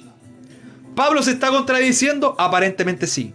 Ya aclaré que no se contradice en la realidad, pero aparentemente sí. Y es porque estamos ignorando muchas cosas. Miren lo que dice el libro de Gálatas, capítulo 3, verso 10. Gálatas, capítulo 3, verso 10. Porque todos los que dependen de las obras de la ley están bajo maldición. Eso sí es fuerte. Están bajo maldición. Todos los que dependen de la obra de la ley. Pues escrito está, maldito aquel que no permaneciere en todas las cosas escritas en el libro de la ley para hacerlas. Entonces, si nos damos cuenta, Pablo se está contradiciendo aparentemente, muy evidentemente. Romanos 2.13 dice que los hacedores de la ley son justificados, pero en Gálatas 3.10 está diciendo que están bajo maldición los que guardan la ley. Entonces aquí hay un problema que estamos ignorando todos. ¿Cuál es la diferencia entre lo que dice en Romanos 2.13 con Romanos 3.20 y con Gálatas capítulo 3 verso 10? La diferencia que muchos no notan porque no leen bien el texto es que habla de la frase obras de la ley. Las obras de la ley. Pero en Romanos 2.13 habla de la ley sola. La palabra o vocablo ley está por sí sola. Ley. En cambio en Gálatas 3.10 dice obras de la ley. En griego, obras de ley es ergosomai nomos. Ergosomai, que es un obrero o hacedor, o obras de nomos, ley o Torah. Obreros de ley, o obras de ley. Eso significa ergosomai nomos. En cambio, la palabra ley, ya sabe ya, es nomos. Que ahí deriva la palabra norma, ley, Torah, instrucción. Entonces, yo quiero que usted haga la distinción de Romanos 2.13 con Gálatas 3.10, que nos está hablando de lo mismo. ¿Se acuerdan que les dije que el apóstol Pablo tenía un CI extremadamente elevado y que él ocupaba tecnicismos y que hablaba de diferentes leyes distintas? Por lo tanto, teniendo esa premisa, la ley es una cosa y las obras de la ley es otra. Entonces vamos a hacer una ponderación y una diferenciación de ellas. Ley versus obras de ley. ¿Son sinónimos? En ninguna manera. ¿Son equivalentes? En ninguna forma posible. No son lo mismo. Entonces, ¿cómo podemos descubrir y afirmar que las obras de la ley no son sinónimos de la ley? Bíblicamente solamente podemos ver esa inconsistencia, pero más allá sería suponer e inventar. Pero sí podemos afirmar solamente con el texto que son dos conceptos distintos. Ahora no podemos afirmar qué es la obra de la ley. Solamente podemos afirmar qué es la ley, que es la ley de Moisés. Pero la obra de la ley no sabemos qué son. Serían suponer, inventar, presumir y crear un concepto. Entonces, gracias a Dios, en el año 1947, ya a 1956, hubo un descubrimiento gigante que se le llama el descubrimiento del Corpus Juris Civilis, el descubrimiento del Santo Grial. Allá en el Mar Muerto, en las cuevas de Qumran, se encontraron unos escritos que datan de la época del 250 a.C. al año 60 después de Cristo. Estoy hablando de los rollos del Mar Muerto, que tienen un valioso contenido histórico bíblico en la arqueología bíblica. Este hallazgo usted lo puede leer, lo puede descargar, puede ver los rollos reales. Si usted sabe hebreo, lo puede leer y puede descubrir todas estas cosas. Pero están traducidos al español, así que no es necesario que lo lean en hebreo. Dentro de una de estas vasijas había unos rollos del Mar Muerto que en hebreo decía Mikat Maaset Hat Torah. Mikat Maaset Hat Torah. Esta Mikat Maaset Hat Torah, su traducción, increíblemente, aunque usted no lo crea, en español es las obras de la ley. El Señor le dice a Daniel, volviendo al libro de Daniel para atrás, le dice que en los últimos tiempos la ciencia aumentaría y andaríamos de un lugar a otro, de un lugar a otro. El Señor le dijo a Daniel también que las profecías estaban selladas para la época de Daniel y que no eran para su entendimiento, las profecías finales. Entonces, estamos en esa época, amado hermano, del conocimiento, de la ciencia, que puede ser ocupado para el bien como para el mal. Y tenemos el privilegio, por primera vez en la historia, de poder entender a Pablo. Muchos del siglo XV, como Martín Lutero, Juan Calvino y todos estos siervos de Satanás, todos estos tergiversaron las cartas de Pablo para enseñar una justicia de Dios que no enseña la Biblia. Pero nosotros tenemos el privilegio, aparte de tener el Espíritu de Dios, estar en la época de la profecía de Daniel. Gracias, hermana Paula. Las obras de la ley, el Mikat Maaset Torah. El Mikat Maaset Torah, uno de los teólogos de la Trinity Western University, llamado Martin Avec, de la Facultad de Ciencias Sociales, escribió un artículo para la Escuela Bíblica Arqueológica en 1994, cuando nací yo, tengo 28 años. Dijo, Mikat Maaset Torah, que son las obras de la ley en español, es equivalente a lo que conocemos en las cartas de Pablo, la obra de la ley. Este rollo del Mar Muerto y Pablo usan la misma frase. La conexión se enfatiza por el hecho de que esta frase no aparece en ningún lugar en la literatura rabínica del primero y segundo siglo. Solamente en las cartas de Pablo y en el rollo hallado. No hay ningún otro documento legal reconocido por la arqueología bíblica y por los teólogos eruditos que hayan encontrado alguna alusión a la obra de la ley que el apóstol Pablo haya dicho en sus cartas, solamente a excepción de este documento que se descubrió.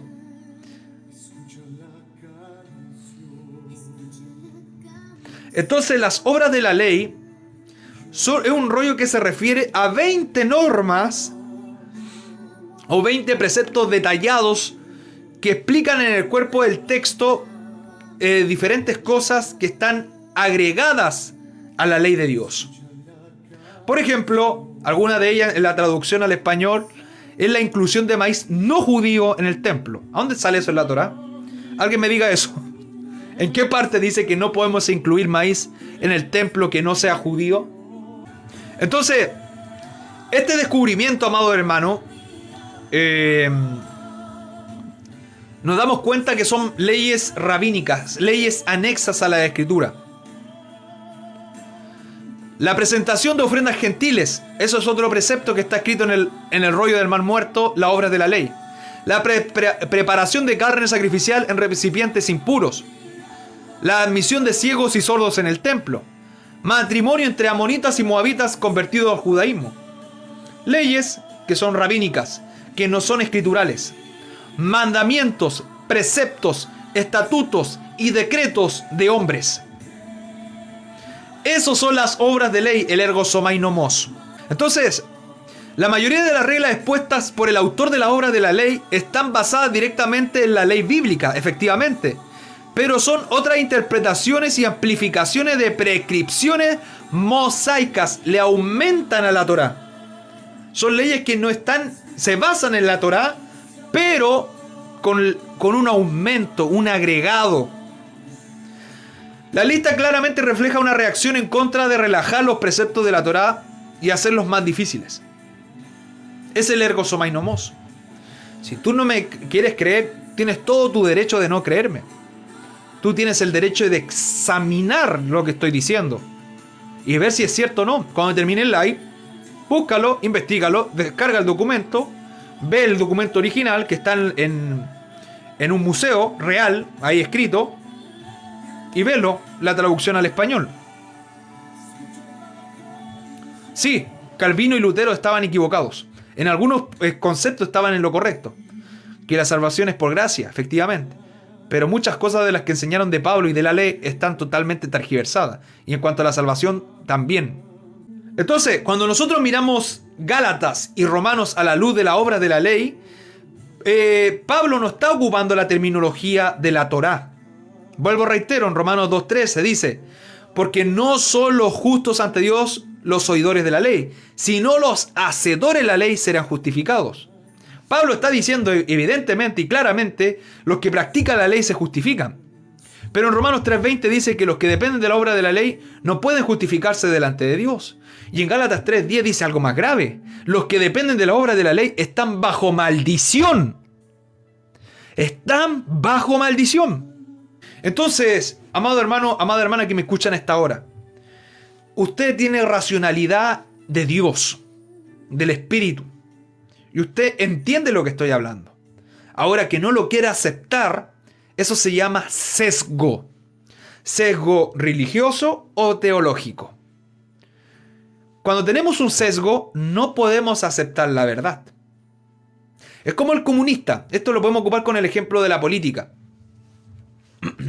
Tú le puedes mostrar a un comunista que su forma de ver la economía está totalmente distorsionada y errada. Y tú les puedes mostrar estadísticas, datos, pero a ellos no les interesan los datos y la verdad y la objetividad. Ellos siguen creyendo que están en lo correcto. ¿Se entiende? Entonces, ahí nos damos cuenta de la persona cuando está sesgada, está inclinada, está torcido. ¿Quién lo enderecerá si está torcido? No lo saca de su posición. Es como el borracho. El borracho cree que está bien y no puede dejar de tomar. Prefiere creer en esa mentira. No a todos le ha amanecido. Así es. Chava Chalón, Brit Hadacha, que el Señor te bendiga. Entonces, miren, aquí tengo otro documento de la EWTN, Canal Televisiva Católica. Ellos son muy estudiosos los católicos, aunque usted no lo crea. Ellos mismos hablan sobre este hallazgo. Dice: la traducción de las obras de la ley es confirmada por evidencia arqueológica léxica, porque aparece en los rollos del Mar Muerto, que son los escritos de la comunidad del Qumran en Israel del primer siglo, que eran los esenios. Los esenios era una comunidad sectaria que vivía en el desierto de manera ascética. Se privaban de Roma, del mundo, de alguna forma, y les gustaba vivir de esa forma. Ellos escribieron, ellos se le da la autoría de este libro, estos rollos.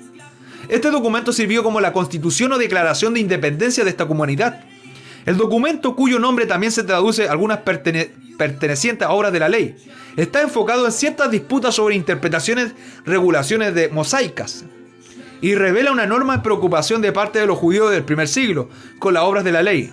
La frase de la obra de la ley es usada repetidamente y arroja gran luz al significado para Pablo. Si los católicos, que son, obviamente ya saben de dónde viene eso, confirman esto, y teólogos evangélicos confirman eso, y usted no lo quiere aceptar, ya el problema no es contra mí o contra la información. El problema está en su mente, en su corazón duro, empedernido. Un duro corazón de piedra. Si su corazón no es de carne, no recibe la palabra de Dios, no recibe la información, ya no puedo hacer nada. Si el Espíritu, ni siquiera el Espíritu de Dios puede hacer una obra en usted, porque usted no quiere, menos yo lo voy a hacer. Aquí tengo otros documentos. El documento lo puedes encontrar como la abreviación MMT, lo puedes buscar, los rollos del Mar Muerto con respecto a las obras de la ley. Es el nombre técnico del rollo, lo puedes buscar, no es necesario que me creas, y ahí puedes ver diferentes puntos de vista del tema, pero ninguno contradice que eso fue lo que se refirió el apóstol Pablo. Si no quieres aceptar ese punto, aún tú haber estudiando teología, nada podemos hacer contigo. Entonces, cuando entendemos que Gálatas capítulo 3, verso 10, la obra de la ley se refiere al ergo somai nomos, a las leyes judías hechos por la comunidad de Qumran de los esenios, ahora tiene sentido el texto. Por fin vamos a tener un sentido claro del texto que se encuentra, Gálatas capítulo 3, lo vamos a leer. Ahora lo vamos a leer con la lupa de la historia y el contexto bíblico. Capítulo 3, verso 10. Vamos a leerlo. Porque todos los que dependen de las obras de la ley, ¿qué son las obras de la ley? ¿Es la ley de Moisés? No. La ley rabínica. Están bajo maldición. Pues escrito está: maldito todo aquel que no permaneciera en todas las cosas escritas en el libro de la ley, para hacerlas. Vamos al texto que citó ahora el apóstol Pablo. Deuteronomio 27, verso 26. Deuteronomio capítulo 27, verso 26. Vamos a leerlo. Ponga atención. Maldito el que no confirmare las palabras de esta ley para hacerlas. Y dirá todo el pueblo, amén. Maldito el que no confirmare las palabras de esta ley para hacerlas. Y dirá todo el pueblo, amén. Vamos a leer otra traducción. Vamos a leer la versión... A ver. Otra versión. Traducción al lenguaje actual de año 2002. Deuteronomio capítulo 27. Para que tengamos un contexto más profundo. 27-26. Maldito sea el que no obedezcas estas instrucciones. Maldito sea el que no obedezca estas instrucciones. Vamos a leer otra traducción. La LBLA, que es la Biblia de la América. 27-26. Maldito el que no confirme las palabras de esta ley poniéndolas por obra. Y todo el pueblo dirá, amén. Vamos a leer la versión Corona de Jerusalén. Deuteronomio 27, versículo 26. Maldito quien no mantenga las palabras de esta ley, poniéndolas en práctica. Y todo el pueblo dirá, amén. Vamos a leer la Castilla 27-26.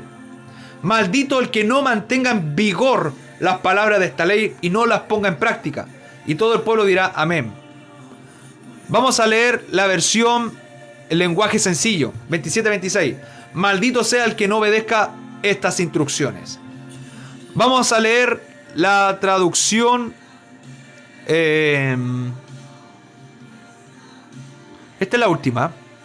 Kadosh 27-26. Una maldición sobre cualquiera que no confirme las palabras de esta Torá para ponerlas en práctica. Todo el pueblo dirá amén. Así le tiene puesto escrito, amén. El texto es bien claro. Gálatas 3:10. Maldito el que no confirmare las palabras de esta ley para hacerlas. Y todo el pueblo dirá amén. Entonces, ¿qué significa? ¿Qué significa esa frase? El Señor nos está diciendo en esta hora que si tú sales del cerco de la Torá, de la instrucción de Dios, si tú te sales del cerco, estás afuera, estás bajo maldición. Pero si tú permaneces en el cerco obedeciendo, confirmando y haciendo, tú estás bajo bendición. ¿Es muy difícil de entender? ¿O tenemos algún problema de comprensión lectora? Yo creo que no. Yo creo que todos lo están entendiendo.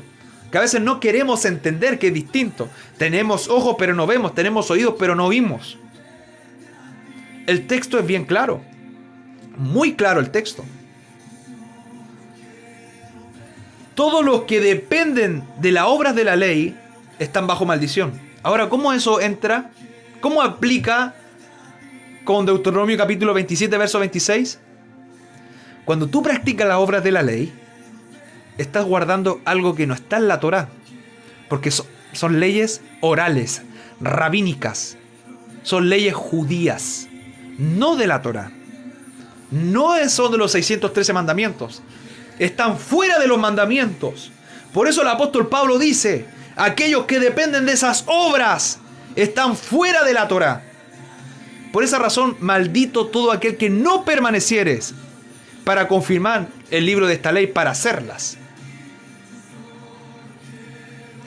Todo aquel que guarde un mandamiento que no sea de Dios y lo practique y lo enseñe como si fuese de Dios, esa persona está bajo maldición.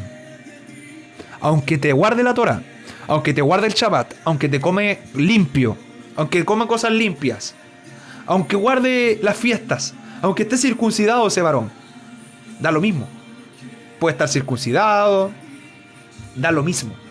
Pero si está guardando palabra que no está escrito en la Biblia, se está saliendo de la escritura, está bajo maldición. No lo digo yo, lo dice el Espíritu Santo por medio del apóstol Pablo. ¿O tú crees que el libro de la carta del apóstol Pablo no está inspirado por Dios? Pedro lo confirma, que está inspirado por Dios. Segunda de Pedro capítulo 3 verso 15 en adelante. ¿Estás entendiendo el mensaje? ¿Ahora estás entendiendo que depender de las obras de la ley no es guardar la ley de Dios, sino guardar un sistema rabínico de mandamientos y estatutos y decretos inventados por rabinos, por hombres?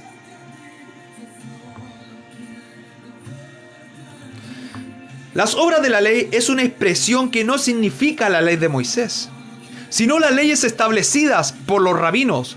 Y Pablo le dijo a los Gálatas que por medio de observar estas leyes rabínicas, nadie será justificado por Dios. La justificación para salvación se obtiene solamente por la fe en el Mesías. Solamente por la obra de Cristo. Entonces, ¿cuál es el evangelio diferente? Uno de los aspectos del evangelio diferente es, después de haber creído en Yeshua, empezar a practicar los mandamientos de los rabinos del primer siglo. La ley oral, la halajá. Lavamiento de manos, por ejemplo, de Mateo 15, Mateo 7. Que en el sistema rabínico, por ejemplo, no puedes, no sé, pues picar.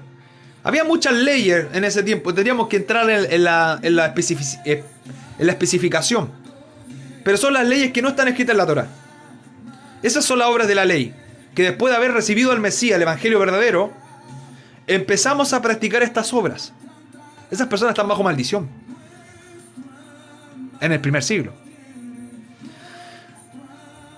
Ahora, el segundo aspecto del evangelio diferente es la circuncisión conforme al rito de Moisés. Hechos 15, verso 1 al 2.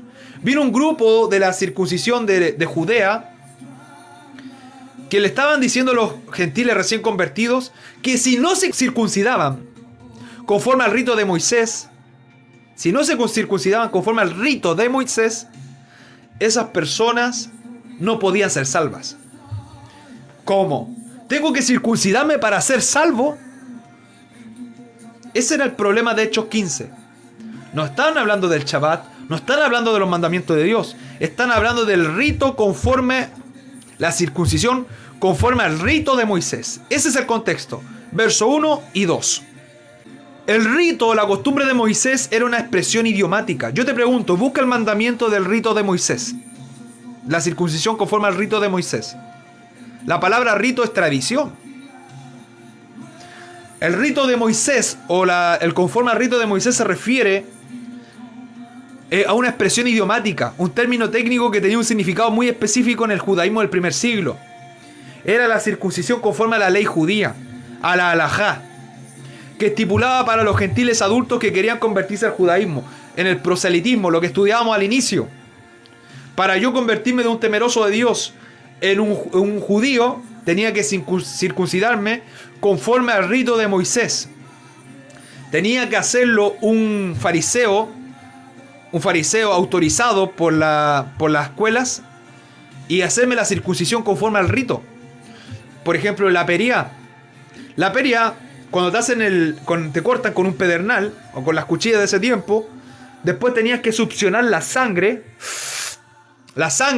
del prepucio, hacer una oración y después escupirlo. Eso nos enseña la Torá. Díganme en qué parte de la Torá dice que tenemos que succionar sangre. ¿A dónde tengo que succionar sangre? ¿Dónde dice la Escritura eso? ¿Y dónde dice la Escritura que por la circuncisión soy salvo? ¿En qué parte? Ni en Génesis 17, ni en Génesis 12, cuando fue entregada la circuncisión en Génesis 17, nunca habló de salvación.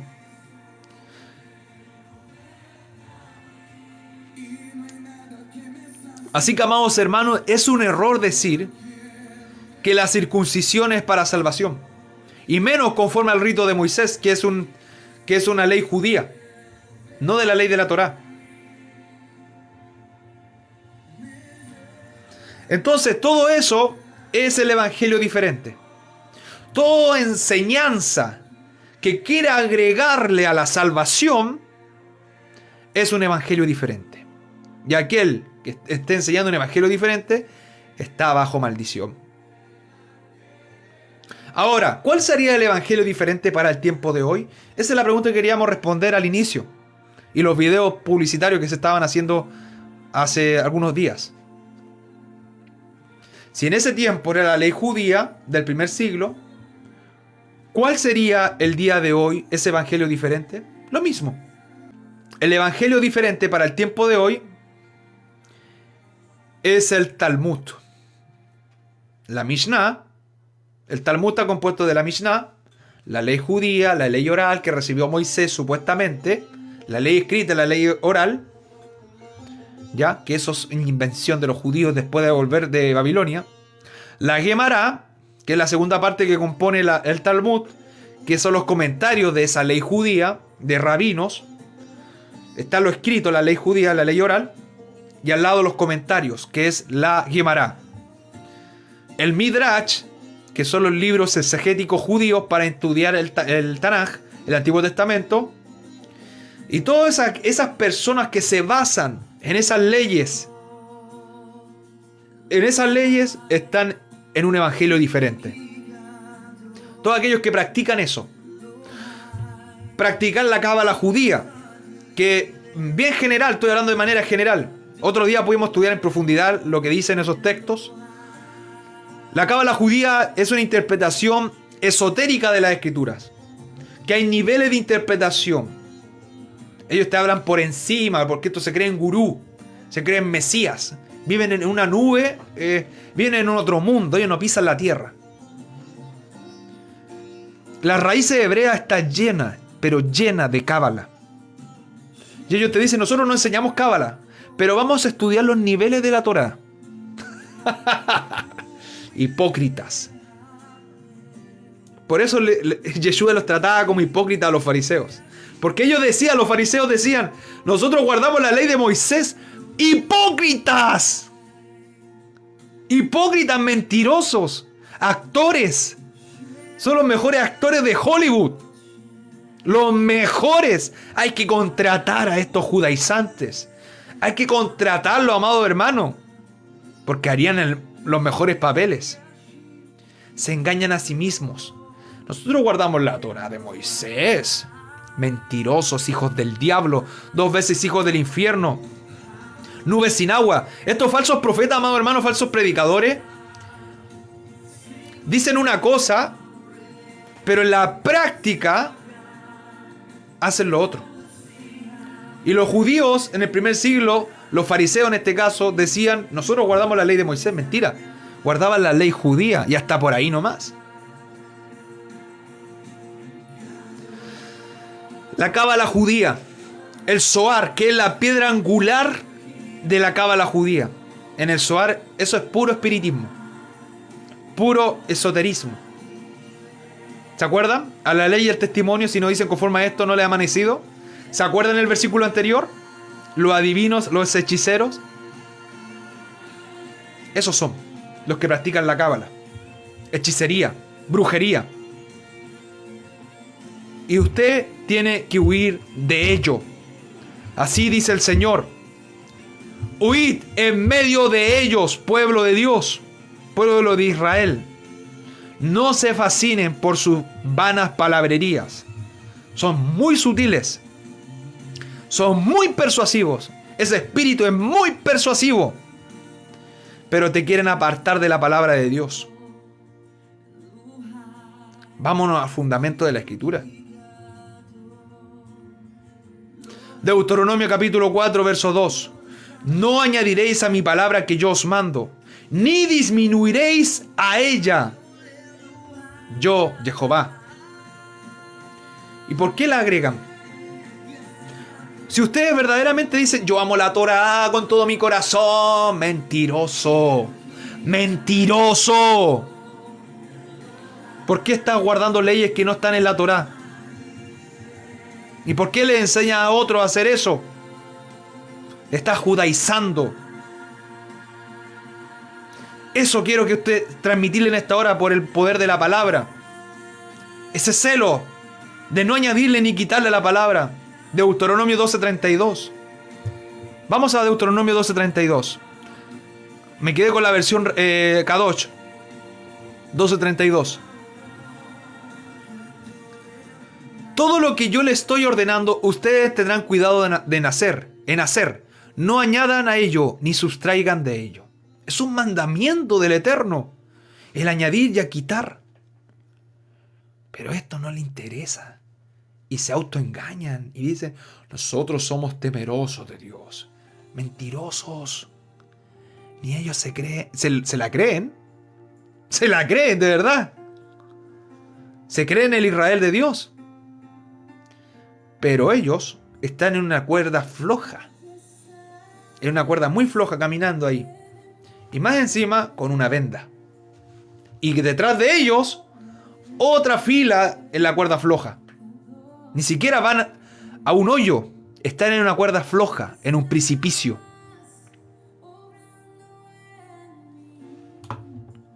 Todo lo que yo les estoy ordenando, ustedes tendrán cuidado en hacer. No añadan a ello, ni sustraigan de ello. Y ustedes dicen que tienen mi justicia. Ustedes dicen que tienen mi Torá escrita en sus corazones.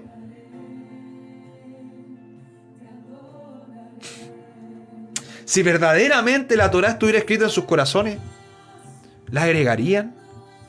¿Le quitarían? No. No, en ninguna forma posible.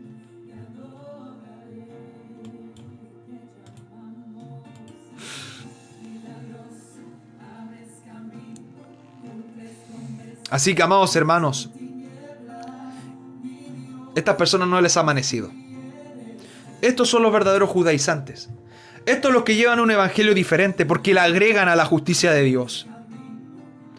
Tú eres salvo solamente por medio de Cristo. Tú no tienes que hacer nada para ser salvo. Tienes que creer por medio de la fe.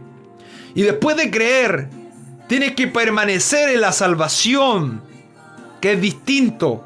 Permanecer en la salvación, en santidad, en temor y temblor, en amor. ¿Y cómo lo hago? Obedeciendo sus mandamientos por medio del Espíritu. Pero los mandamientos de Dios, no de los hombres, no de rabinos. Así que, amados hermanos, ese es el evangelio diferente que están predicando los judaizantes. Muestran, yo les digo desde ya, y de verdad tengo ese temor de que usted no se pierda, amado hermano. Muchos de ustedes están guardando Torá, están volviendo los mandamientos, pero tengan cuidado. Cuídate de ti mismo y cuídate de la doctrina. Porque hay algunos que son pero muy educados, muestran una supuesta piedad. En vez de cuando los bendicen, los maldicen, los bendicen. Pero es para engatusarte, es para engañarte, ellos tiran la red y después cuando te tienen en la barca ya perdiste. Y ahí te meten con el evangelio diferente. Van a la etimología y te citan la Torá, ¿ya? Pero no hay poder de Dios, no hay respaldo de Dios en ellos. Tengan cuidado, amado hermano. Tengan cuidado, amadas hermanas. Ahora vamos a interpretar correctamente la carta a los Gálatas. Estoy maravillado de que tan pronto os hayáis alejado de los que os llamó por la gracia de Cristo para seguir un evangelio diferente. ¿Qué es el evangelio diferente en el primer siglo? Practicar leyes judías y la circuncisión para salvación. No que haya otro, porque no hay otro, sino que hay algunos que os perturban y quieren pervertir el evangelio de Cristo, añadir mandamientos rabínicos meritorios para reemplazar la justicia de Dios. Más si aún nosotros o un ángel del cielo anunciare otro evangelio diferente del que hemos anunciado, sea anatema, sea maldito. Aunque yo el día de mañana te anunciare un evangelio diferente del que te estoy predicando el día de hoy, yo sea anatema, el primero en perecer. Si yo te predico un evangelio diferente a lo que está escrito en la palabra. El apóstol Pablo se incluyó. Gálatas capítulo 6 en adelante. Gálatas capítulo 1 versículo 6 en adelante. Sea anatema, sea un maldito. Pero los verdaderos malditos son los que practican las leyes judías para justificarse delante de Dios, siendo gentiles en cuanto a la carne. Como antes hemos dicho, y también ahora lo repito, si alguno os predica un diferente evangelio del que habéis recibido, no en la iglesia evangélica ni la iglesia católica, sino conforme a las escrituras, a ese evangelio me refiero, si alguien le predica diferente a ese evangelio, sea anatema. Los judaizantes actuales. ¿Quiénes son los judaizantes actuales? Primero tenemos que saber quién es el judío verdadero. El judío verdadero ya les expliqué, vienen los de la casa de Judá. Vienen de la casa de Judá. Pero también hay un judío verdadero connotativamente. En Romanos capítulo 2, versos 17 al 29 habla del judío que puede ser gentil en cuanto a la carne, pero actúa como un verdadero judío que practica la palabra. Que no es el judío exteriormente, sino el que es internamente. Porque el judío se jacta porque está circuncidado, pero no guarda la ley. No guarda los mandamientos. Pero en cambio el gentil que no está circuncidado, guarda los mandamientos. Entonces habla de esa analogía subjetiva y connotativa. En Romanos capítulo 2, versos 17 al 29, habla de los judíos connotativos, que son los gentiles que practican la palabra. Que ahora son casa de Israel, obviamente. Pero ¿quiénes son los judíos falsos? Los judaizantes. Te los voy a leer ahora. Ya lo he leído otras veces. Apocalipsis 2, verso 9. Yo conozco tus obras, le dice a la iglesia de Esmirna, y tu tribulación, y tu pobreza, pero tú eres rico, y la blasfemia de los que dicen ser judíos, y no lo son, sino sinagoga de Satanás. Aleluya. Esos son. Ellos dicen ser judíos. Esto aplica también para el mismo judío, pero aquí también aplica para los que no son judíos en cuanto a la carne. Y empiezan a autoproclamarse como los practicantes de la verdadera palabra. pero guardan mandamientos del Talmud y la ley judía, las obras de la ley, se circuncidan conforme al rito de Moisés. Y creen que por la circuncisión son salvos, añadiéndole a la justicia de Dios. Estos son una blasfemia. Esos son una blasfemia, esos grupos de personas.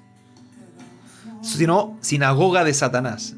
En esa congregación está Satanás gobernándolos.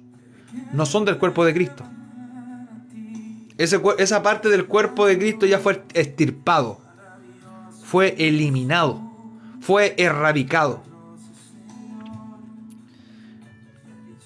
Apocalipsis 3, verso 8.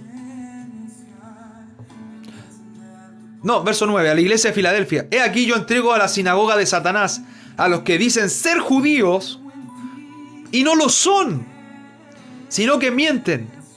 He aquí yo haré que vengan y se postren a tus pies y reconozcan que yo te he amado. Los que están guardando verdaderamente la palabra de Dios y están practicando la palabra de Dios, el Señor tiene una promesa para un tiempo más adelante. Que estos que dicen ser judíos vendrán a ti y van a reconocer que tú estabas en la razón. No te van a dar la gloria, obviamente, pero te van a pedir ayuda. Se van a humillar. Así que, amados hermanos, estos judíos falsos, les digo en esta hora que tengan cuidado. El problema de ellos es que reemplazan la justicia de Dios por la ley. Esa también es otra forma de judaizar, una característica del judaizar, es reemplazar el sacrificio de Cristo por la ley de Moisés. Ya no estoy hablando de la ley rabínica, estoy hablando de la ley de Dios. Que por medio de la ley yo soy salvo. Yo he escuchado muchos judaizantes que porque guardan la ley son salvos. Y el autor de la salvación es Yeshua. Él es el eterno Salvador. Romanos capítulo 10 del 1 al 5, lo puedes leer. Reemplazan la justicia de Dios por medio de la justicia de la ley, por medio de su celo mentiroso que creen que es conforme al celo de Dios o a ciencia. Pero es un celo que viene de la carne. El Evangelio son las buenas nuevas para retornar al pacto a través del Mesías. Por gracia somos salvos, no por las obras de la ley, que es la ley judía, ni por la obediencia a la Torá, que es la ley de Moisés. El Evangelio diferente consiste en que además de reconocer al Mesías como Señor y Salvador, necesitamos las leyes rabínicas para poder alcanzar justicia y salvación. Esta doctrina sustituye al Mesías, lo reemplaza como único autor de salvación, excluyendo de esta manera la gracia. Ya, por lo tanto, toda persona que predique este evangelio pervertido sea un anatema. Cualquier evangelio que sustituya al Mesías como Salvador es un evangelio pervertido y digno de rechazar. Así que, amados hermanos, este es el mensaje para que estemos atentos y nadie nos engañe. Amén.